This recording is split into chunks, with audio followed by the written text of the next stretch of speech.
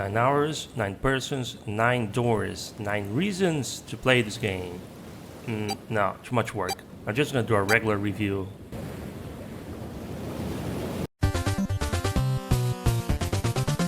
Also known as 999, also known as Zero Escape, 9 hours, 9 persons, 9 doors. That name is too freaky long and I don't want to keep saying 999, so just refer to it as Zero Escape 1 for most of the video.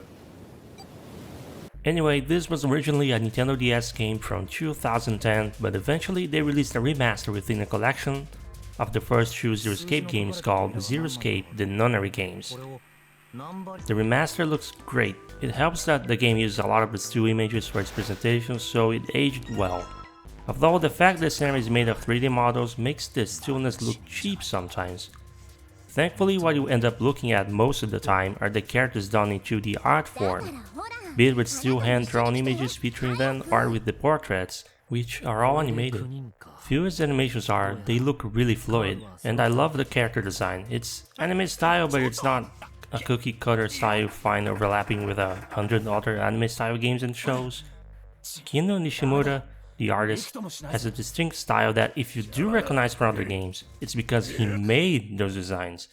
I really like how it has just the right amount of detail, with the right balance of realistic but not too realistic he pulls off for the characters. You might recognize his work from promotional art done for Capcom in the late 90s.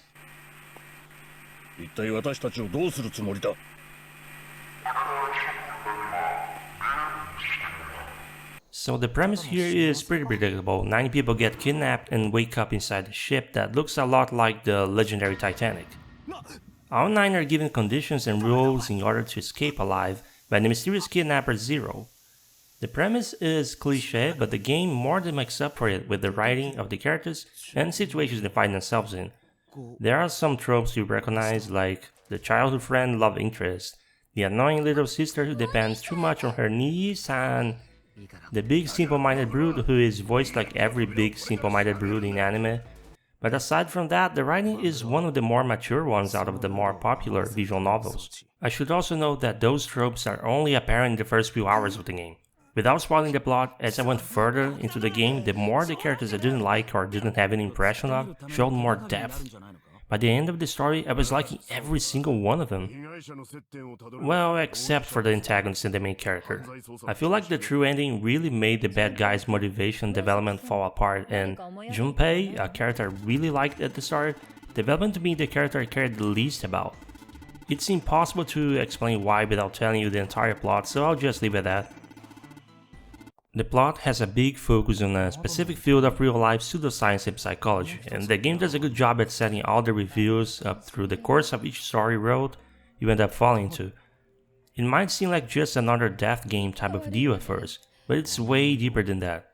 I had a lot of expectations that were broken, for the better, based on what the story seemed to be heading. I didn't like all that was revealed, but there is a lot more good than bad, and I need to implore you to avoid any spoilers. Unfortunately, one of the main twists of the game loses half of its impact in the remaster, because it's directly tied to the mechanics that were only possible with the 2 screens of the Nintendo DS. Although one such feature was brought back in the remaster in a way, it really isn't the same, and the script of the character dialogue was affected for the worse as a result, with a lot of extra dialogue that makes characters point things out unnaturally or explain things over and over compared to how it was handled in the DS version. Now do keep in mind, a lot of that redundant dialogue is only present in the adventure mode. If for whatever reason you prefer to stick with the visual novel mode toggled on, the repetition is reduced, since the point of the extra repetition in adventure mode was to compensate the lack of the visual novel mode running in the other screen simultaneously.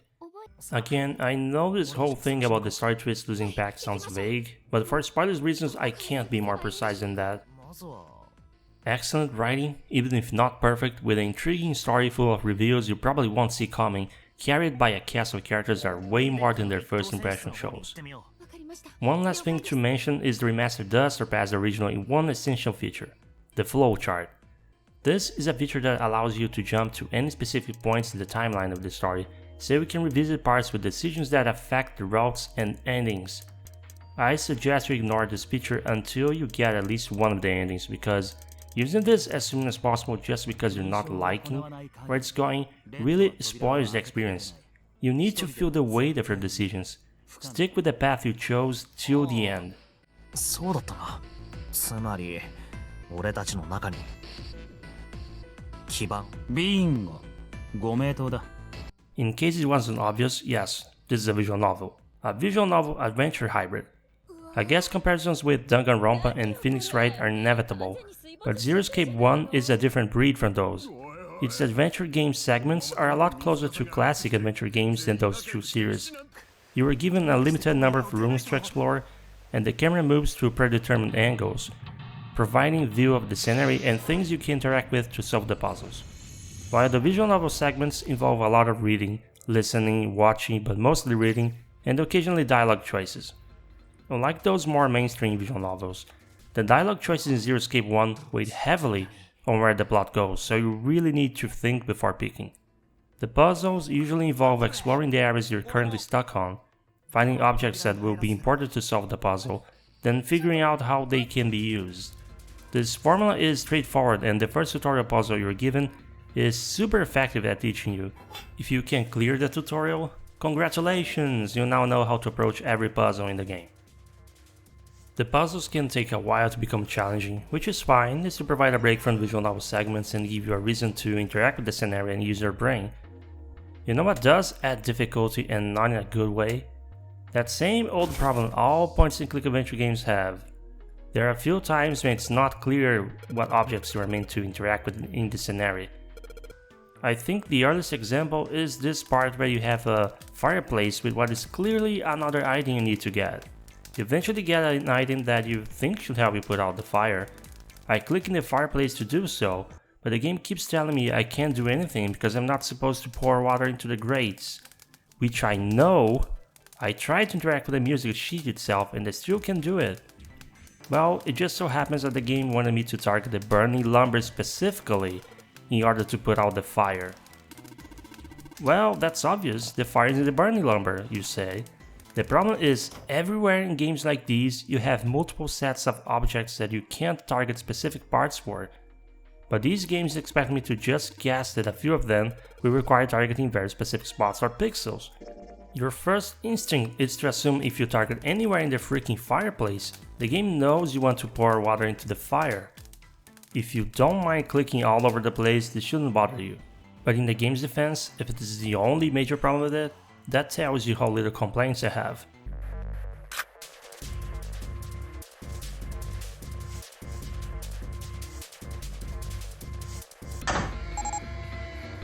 Music is okay. I don't think it stands out, but it fits. And I guess that's all that matters. It never gets in the way, but it gets the job done.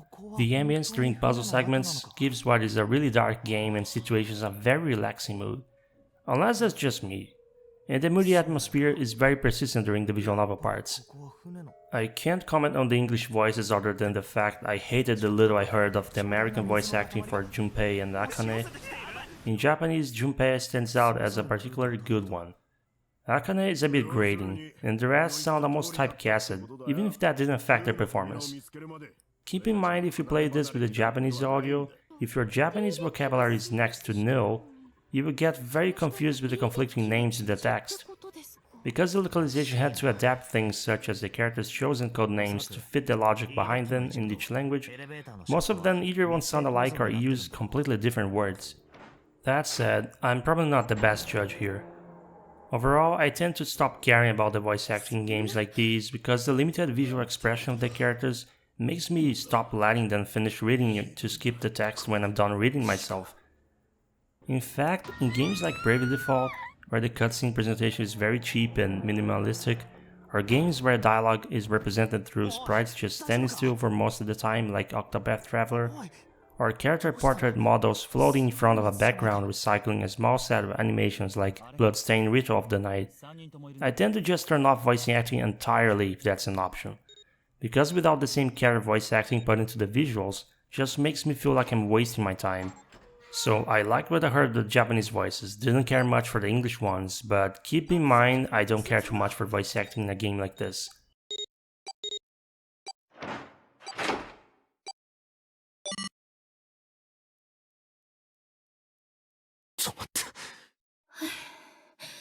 止まりましたね。ああ、いつまで経っても慣れないな、この感覚は。俺は慣れたくなんてないな。 Anyway, that's all I have to say about Zero Escape 1. I wish I had played this when the hype for the series was still fresh. But moreover, despite the flowchart in the remaster, I kinda wish I had played the DS original now that I know what the differences were. If you really care for the improved visuals and voice acting, you might still want to stick with the far more accessible Non-Ari Games version. If you played any visual novel in the past, or games like Ace Attorney and Danganronpa and had a good time, check out 9 Hours, 9 Persons, 9 Doors. And if you never played one but still enjoy a lot of reading, that's also a good reason to pick this one up. The Non-Ari Games, 9 Hours, 9 Persons, 9 Doors on Steam, Xbox and PlayStation family of systems. Get it on sale or full price. Thank you for watching, and if you enjoyed the review, consider subscribing for more. I keep making these as I complete games from a backlog, retro and modern games both included. Cheers! はい、素直でよろしい。さて、はあここから先は自分